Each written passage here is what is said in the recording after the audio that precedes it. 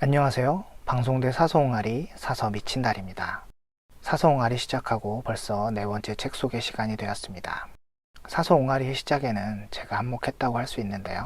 평소 목소리도 작고 말을 옹알거리는 편입니다. 그래서 사서옹알이 기획 단계에서 옹알이라는 명칭이 붙게 된 것 같습니다.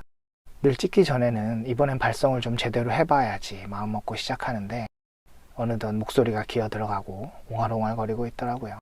저도 좀 답답합니다. 여담은 여기까지 하고 오늘의 책 소개를 시작하겠습니다. 공교롭게도 제 옹알이 책 소개는 장르 소설로 편중되어 있네요. 오늘도 역시 SF 소설을 한 편 들고 나왔습니다. 오늘의 책은 바로 로버트 하인라인, 아이작 아시모프와 함께 세계 빅3 SF 거장으로 불리우는 아서 C 클라크의 소설 유년기의 끝입니다. 유년기의 끝은 인디펜던스 데이에서 충격적인 우주선 등장씬의 모태가 되는 소설입니다. 한편으로 이 등장씬은 80년대로 거슬러 올라가면 V라는 미니시리즈에서 직접적인 영향을 받은 장면이기도 합니다. 이때 제가 국민학교 다닐 무렵이었는데요. 14인치 TV에서 보았던 V는 어린 제게 충격 그 자체였습니다. 당시 V는 정말 신드롬이 일었을 정도였습니다. 동네 벽마다 빨간 라카로 V라는 낙서가 안 새겨진 데가 없었을 겁니다. 이외에도 얼마 전에 소개해드렸던 테드 창이라는 작가 당신의 인생의 이야기를 원작으로 하고 있는 컨택트, 일본 애니메이션 에반게리온, 오슨스코 카드 엔더스 게임, 스타크래프트 등등에서 등장하는 다양한 설정 등에 영향을 미쳤다고 할 수 있습니다.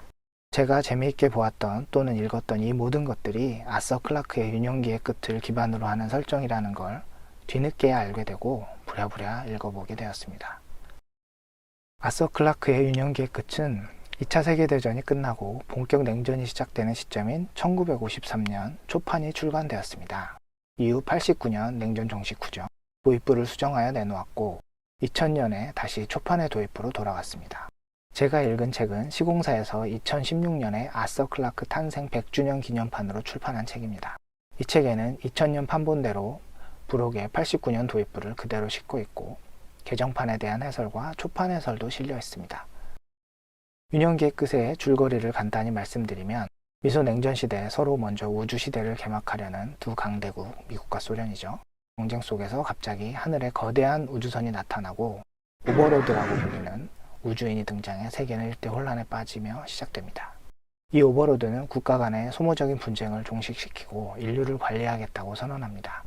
이에 각 국가들은 실제로 압도적인 기술력 앞에 저항을 포기하게 되고 점차 국가 간 경계가 허물어지며 그야말로 지구촌 평화의 시대를 맞게 됩니다.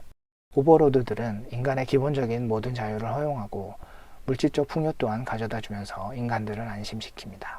한편 오버로드들이 인류에게 모습을 드러내지 않는 점 등으로 이들의 선한 의도를 의심하는 인간들이 저항단체를 꾸려 저항해보기도 하지만 그마저도 그들의 압도적인 기술력에 굴복하게 되고 평화는 유지됩니다. 이때 지구를 관리하는 오버로드인 캐럴레는 인간의 의심을 풀어주기 위해 50년이 지나면 모습을 드러내기로 약속합니다.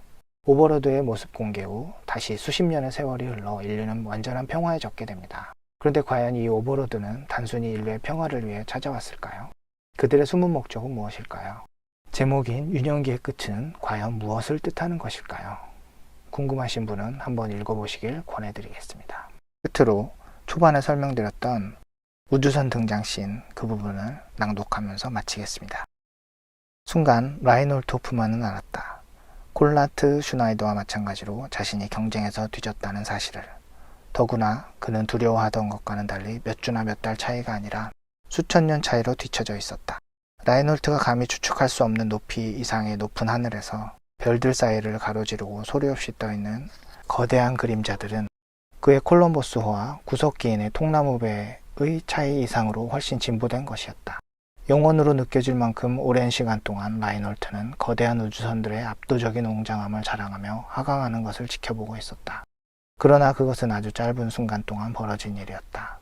마침내 라이놀트는 우주선들이 성층권의 희박한 대기를 뚫고 지나가며 내는 아스라한 비명을 들을 수 있었다.